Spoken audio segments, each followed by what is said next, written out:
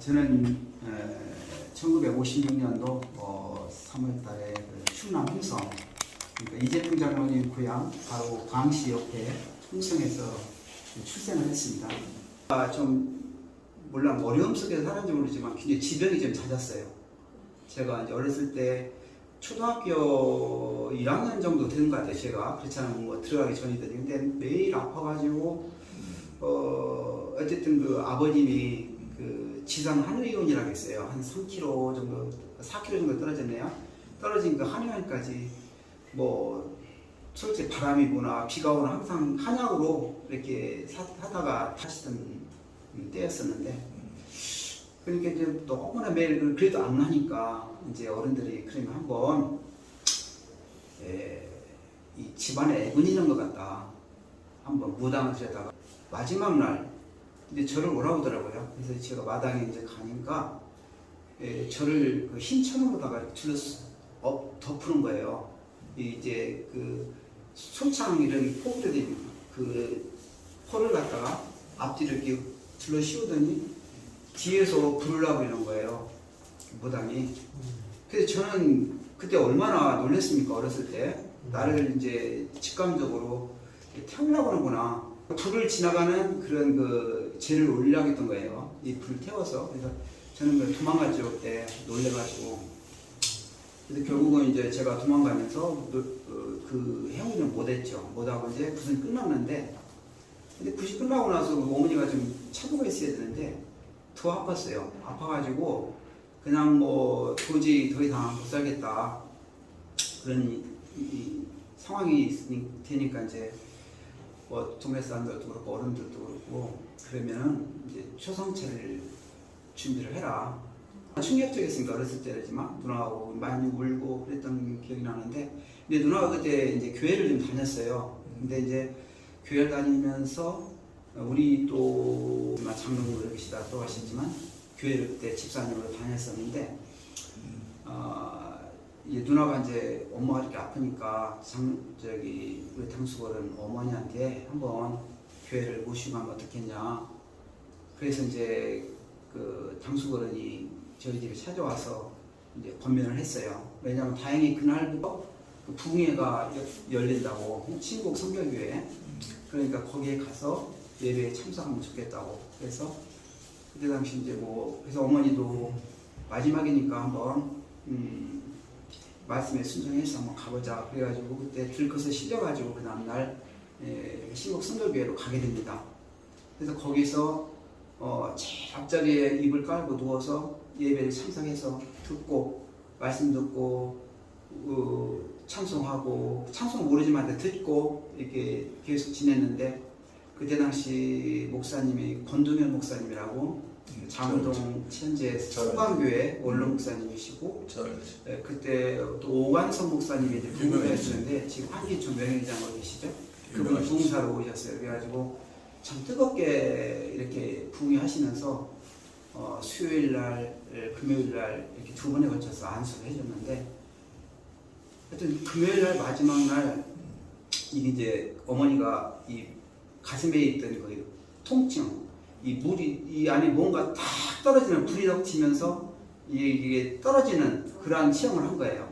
불이 그냥 이렇게 들어오면서 이 굉장히 가슴이 뜨겁다고 그래요. 그래가지고 그러면서 이 안에 있는 복수창가서부터 모든 질병이 완치된 역사가. 들어가실 때는 사실 들것에 실려 들어갔지만은 나올 때는 걸어서 나오셨어요. 걸어서 집에 오시게 됐고, 그래서 그게 이제 그 이후로다가 이제 우리 동네에서도 죽었던 사람이 걸어 들어오니까 다 지금 동네에서 수고했다고 고생했다고 위로하면서 이제 간접적인 하나님을 체험하게 된 거죠. 하나님이 계시구나.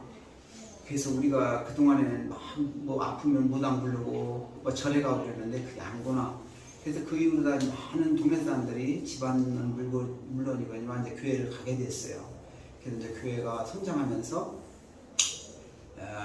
그 이후로다가 이제 그 신곡 성결교회에서 새로 건립 개척해가지고 금마 제일교회를 개척하게 됐어요. 우리 동네 사람들 중심으로. 그래가지고 지금 이제 42년째인가 이렇게 지금 예배를 드리고 있는데, 그런 역사가 있었습니다. 그래서 어머니를 통해서 우리 가정이 이제 구원을 받게 됐고, 저는 그 당시 이제 중학교 3학년을 졸업하고 어쨌든 가정이 굉장히 좀 형편이 힘든 상황이니까 제가 이제 그 학교를 갔다가 진로를 놓고 엄청나게 고민을 많이 했어요. 그래서 저는 그 당시 생각에는 용산 공고나 서울 공고 이렇게 공고에 가서 일단 취직을 빨리 해야 되겠다 그런 생각을 가졌었거든요. 근데 이제 그 이덕헌 선생님이 뭐라고 하냐면은 돈이 많이 들어간다. 그러니까 이제 공립이고 그러니까 어쨌든 돈이 들어가는데 내가 아는 초등학교가 있는데 저건 국립이다. 거기 들어가서 공부하면은 국비로다가 공부하니까 돈도 많이 안 들어가고 괜찮을 것이다. 제안을 해주더라고요. 그래서 제가 이렇게 이제 성적을 이제 뭐 그때 처음으로 국립 초등학교 이 내용을 보니까 입학 이렇게 전형 자료들을 보니까 상당히 세더라고요. 그래도 제가 어쨌든 갈 수 있는 길이기에 열심히 공부했어요. 남은 시간 얼마 안 되지만 그래서 거기서 공부하고 뭐 밤새워서 다시 공부하다시피 했는데 또 시험을 보니까 토목과로 합격을 했더라고요. 그래서 제가 이제 그래서 고등학교에 가게 되었고, 근데 살다가 이제 초등학교 졸업을 하고 제가 이제 천안부동산부터 발령을 받았습니다.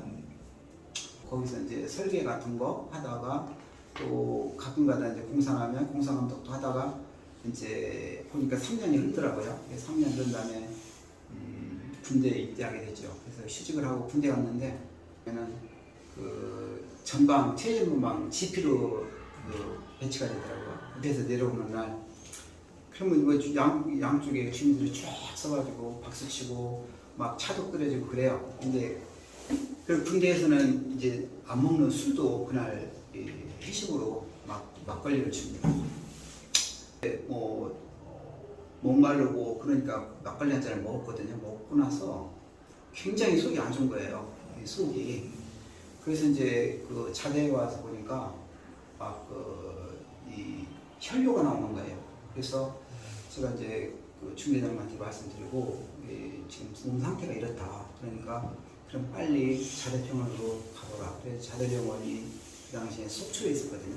속초병원 가가지고 이렇게 이제 뭐 군의관이 검사해보더니 이거 여기서 고칠 수 있는 병원이 아니다. 그러니까 바로 일본 원주 있거든요. 일본 병원 거기다가 후송시켜주더라고요.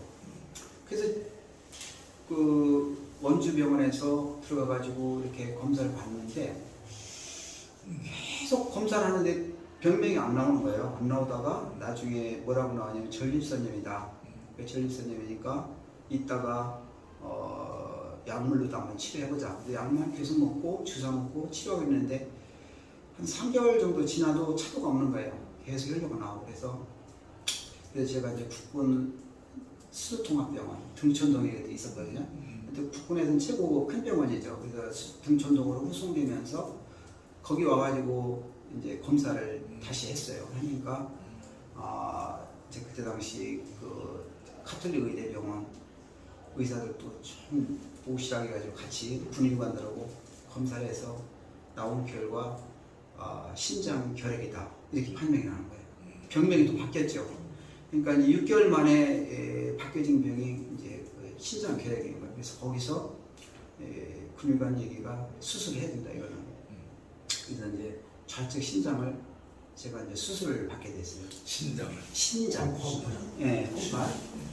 그런데 그때 당시 어쨌든 집에서는 또 얼마나 놀랬겠습니까, 어머니도. 그러니까 어머니도 와서 막 염려를 하고 있는 가운데 다행히 거기에 군 병원이 있었습니다. 이제 저기 군 교회가 있어가지고 거기 가서 예배 보면서 찬양하면서 수술 잘 될 수 있도록 해달라고 기도하는 가운데 우리 이제 수술 날짜 형님이 오셔가지고 새벽인데 여기다 손을 얹고 기도하는 거예요.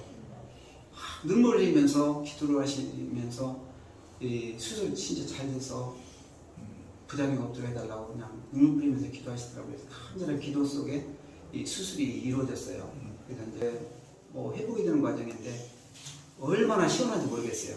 그걸 촬영되고 나서 모든 이 질병이 다 사라진 그런 기분 회복이 되고 바로 이제 제대를 했죠. 그래서 이후에 이제 제가 제대하고 천안 보성당에 다시 복직을 했는데 제가 지금 복직을 하고 나서는 뭔가 이렇게 여기에 계속 치료한다는 것이 마음이 안 받는 거예요.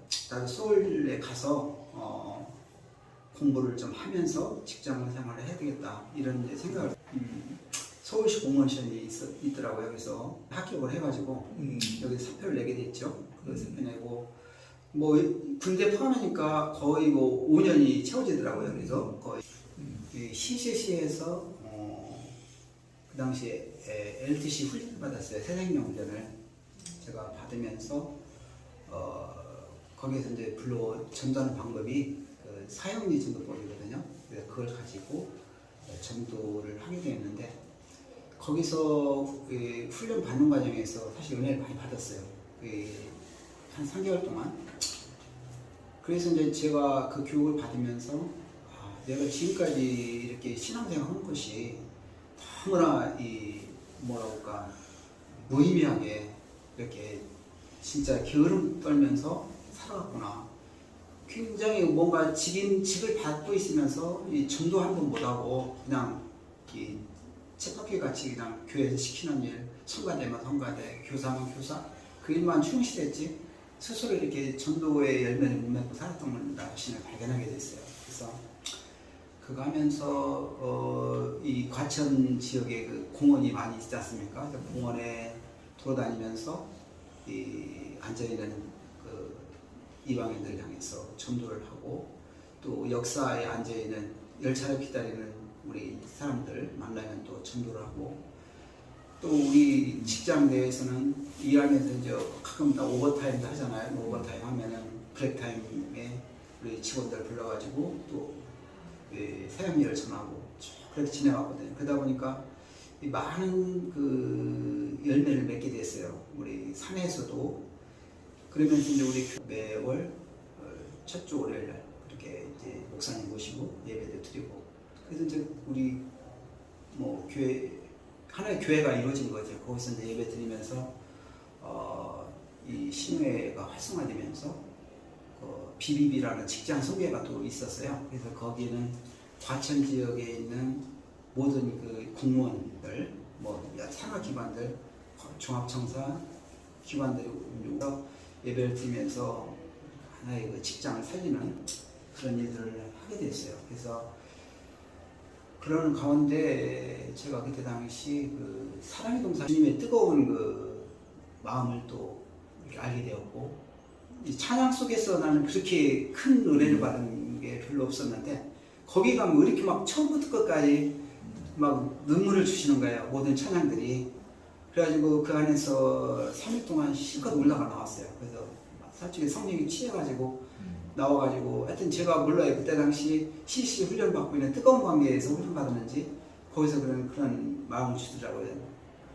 이 사도행전 1장 8절의 말씀을 주면서 선교하는 종이 되어라, 제자 삼는 종이 되어라, 가서 제자 삼아라는 그 사명을 계속 주시는 거예요. 그래서 그런 마음을 갖고 제가 와서 이제 그의 여름에 어딜 가게 되냐면 예수원에 갔습니다. 평창 예수원이라고 있습니다. 그래서 거기 가서 주님과의 깊은 교제 가운데 선교에 대해서 방향을 제시해달라고 강원도 삼천 화성인데 예예 예수원 예. 거기서 이제 아내와 같이 가서 그때는 어머니가 안 계실 때니까 조용히 둘이 가서 기도하기 너무 좋더라고요. 그래서 종일 기도. 그때 어머니 어디 계셨어요? 시골에 있었죠. 혼자 계셨어요? 예. 거기 계셨을 때니까 거기서 묵상하면서 이 하나님 가운데 해외 선교에 마음을 주시더라고요. 해외 선교에 마음을 주시는데 어디로 가야 되겠습니까? 하는데 근데 그런 가운데 해서서 어디로 가라고 하냐면은 바로 아제르바이잔으로 가라는 거예요. 그 기도하고 나왔는데 바로. 근데 아제르바이잔이 한 2년 내지 3년 정도의 그런 기간 이제 감리를 해야 될 입장인데, 근데 어쨌든 그래서 그럼 아제르바이잔을 가려면은 내가 이 아제르바이잔 뭐 문화도 좀 익혀야 되고 언어도 익혀야 되는데 어찌하면 좋을까 하는 가운데 제가 그때 당시 비전 스쿨을 받게 됐어요. 이제 비전 스쿨 받고 아제르바이잔을 F로 가게 됐어요. 이제 왜냐면 내가 가서 근무할 때니까 미리 F로 가는 게 좋겠다. 그래서 F 가가지고 거기서 이제 한 일주일 정도 그 지역 주민들과의 선교를 하게 됐죠. 근데 그때 당시 뭐 순가이트에서 이제 선교사님들이 계셨는데 저희들이 가는 데는 이제 가는 건데 약 1,500에서 한 2,000km 정도 되는 거예요. 그 거리가. 그래서 거기를 가면서 이제 이 2시간 정도 내지 3시간 정도 가면은 거기서 내려가지고 전도하고 거기서 하루 숙박하고 또 그 다음날 또 가고 그래가지고 마지막 공원까지 가는데 사실 여기 그 차비만 딱 줘요 돈을. 그리고 이 숙박비는 최고 저가 이 로스트다 해가지고 어쩔 수 없이 민박에 못 들어갈 때 자야 되잖아요. 그런 비용만 주고 이 돈을 안 주더라고요. 그래서 일부러 이제 훈련이니까 그래서 선교 훈련을 그렇게 받고 가니까 우리는 가면은 무조건 이 민가에 침투해서 자야 차비라도 건지고 오는 거예요. 여유가 좀 있어야 되니까. 그래서 가면서 어떤 상황이 발생인지 모르니까 이제 같이 간 사람이 저희 와이프하고 우리 또 김집사님이라고 있는데 그분하고 셋이 이제 우리 한 팀을 이루어가는데 이 하나님께서 그 멘토를 엮어주시더라고요.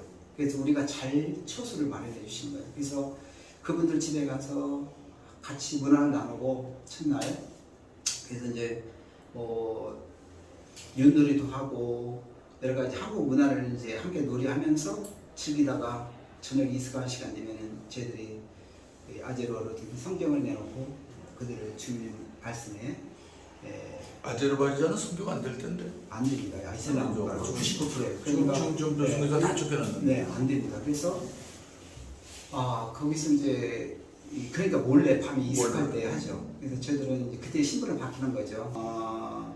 이 선교는 이렇게 하는 것이구나. 선교는 내가 나가지만은 역사하시는 것은 하나님께서 하신다.